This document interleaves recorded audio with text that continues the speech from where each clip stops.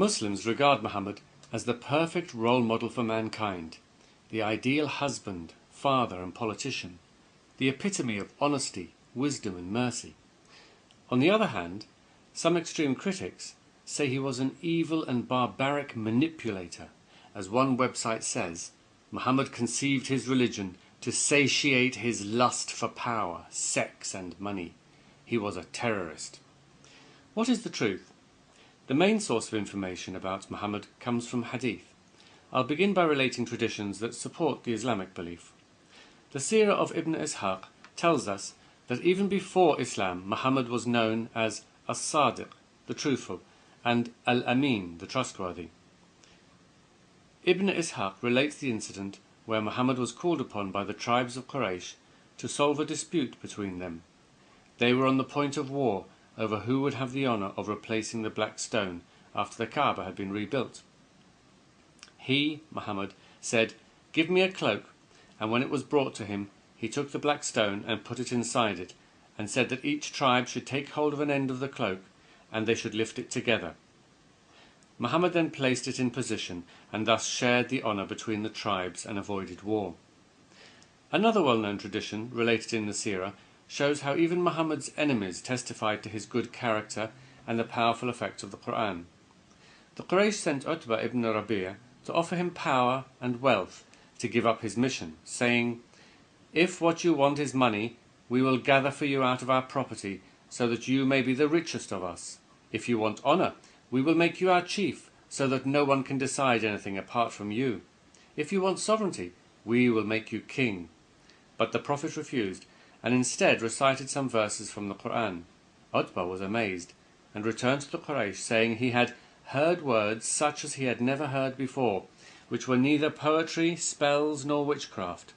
"Take my advice, and do as I do. Leave this man entirely alone, for by God, the words which I have heard will be blazed abroad." Here are a few more narrations. Muhammad was the most generous of people, who never kept a dinar or a dirham with him overnight. If he had anything left over, and could not find someone to give it to before nightfall, he would not go home until he had donated it to someone who needed it. When Muhammad dispatched troops, he would tell them, "Do not kill a child, nor woman, nor old man, nor obliterate a stream, nor cut down a tree. Show mercy to whatever is on earth, and he who is in heaven will show mercy to you.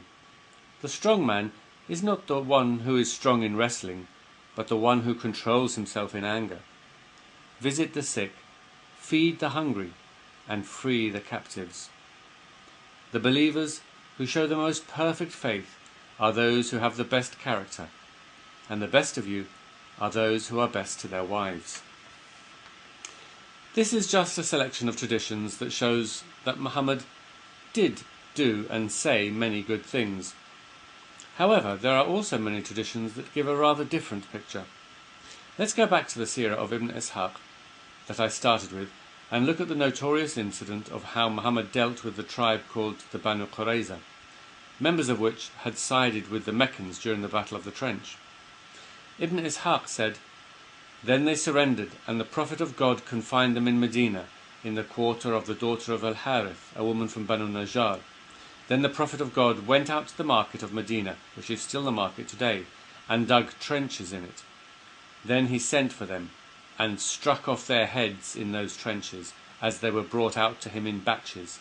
Among them was the enemy of Allah, Huyay ibn Akhtab, and Ka'b ibn Asad, their chief. There were 600 or 700 in all, though some put the figure as high as 800 or 900. As they were being taken out in batches to the Prophet of God, they asked Ka'b what he thought would be done with them. He replied, 'Will you never understand? Don't you see that the summoner never stops, and those who are taken away do not return? By Allah, it is death.' This went on until the Prophet of God made an end of them." All the men were executed, including the boys, who had only just reached puberty, as this hadith from Bukhari explains. Atiyah al-Qurayzi said, "I was amongst the captives of Banu Qurayza. They, the companions, examined us, and those who had begun to grow hair, pubes, were killed, and those who had not were not killed. I was among those who had not grown hair." boys reach puberty at around 13 years old, which means that boys as young as 13 were taken out and beheaded and thrown into the trenches along with their fathers, brothers and uncles. Then the women and children were taken as slaves and their property divided amongst the Muslims. What makes this incident even worse is that it was only certain members of the tribe that had sided with the Meccans, and this is confirmed in hadith. The vast majority of the tribe were completely innocent. Another episode from Muhammad's life that looks very cruel and immoral by today's standards was his treatment of the Banu Najjar in Khaybar. At one point, Muhammad orders Kinana, the keeper of the treasure of his tribe, to be tortured to tell them where the treasure is. Torture him until you extract what he has. So he kindled a fire with flint and steel on his chest until he was nearly dead. But Kinana refused to say where the treasure was, so Muhammad handed him over to a companion who beheaded him. Now Muhammad had just killed Kinana's father-in-law, and now he had tortured and killed Kinana. He then takes Kinana's wife, Safiya, and marries her, and consummates the marriage in a tent before the day is out. When the Prophet of God married Safiya in Khaybar, on the way, she having been beautified and combed and got in a fit state, the Prophet of God passed the night with her in a tent of his.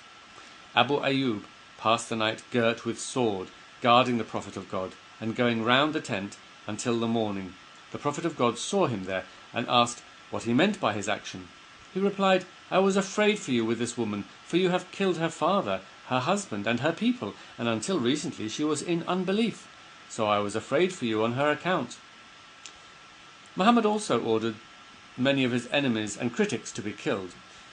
For example, Asma bint Marwan, who wrote poetry criticizing Muhammad for having another man murdered.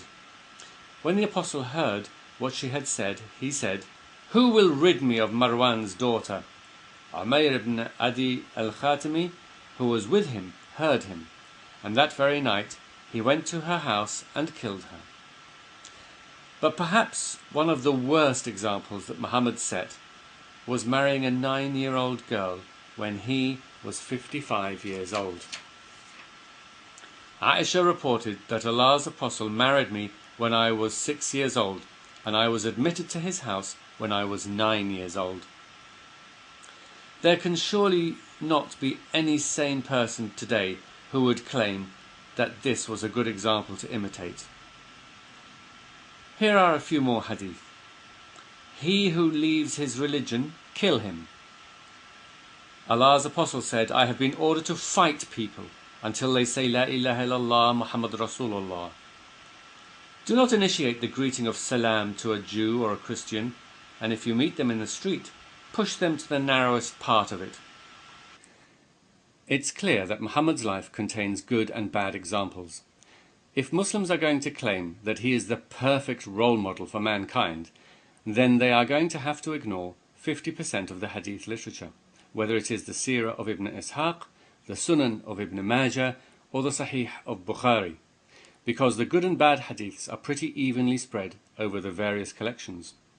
However, it is also obvious that those who claim he was an evil, power-mad terrorist will have to ignore the 50% of benign hadiths. The truth is somewhere in between these two extremes. Muhammad was simply a man of his time, an often harsh and barbaric time. The problem for Muslims is that they see him as much more than just a historical figure, and are compelled to regard his actions as having significance that stretches beyond the context in which he lived. Most Muslims get around this problem by either selectively choosing the bits they want to follow, or simply paying lip service to the belief that Muhammad was an ideal role model, while spending most of their lives ignoring his example. The problem comes when Muslims try to imitate every tiny detail of his life, including the cruel, violent, harsh, and downright immoral episodes of his life.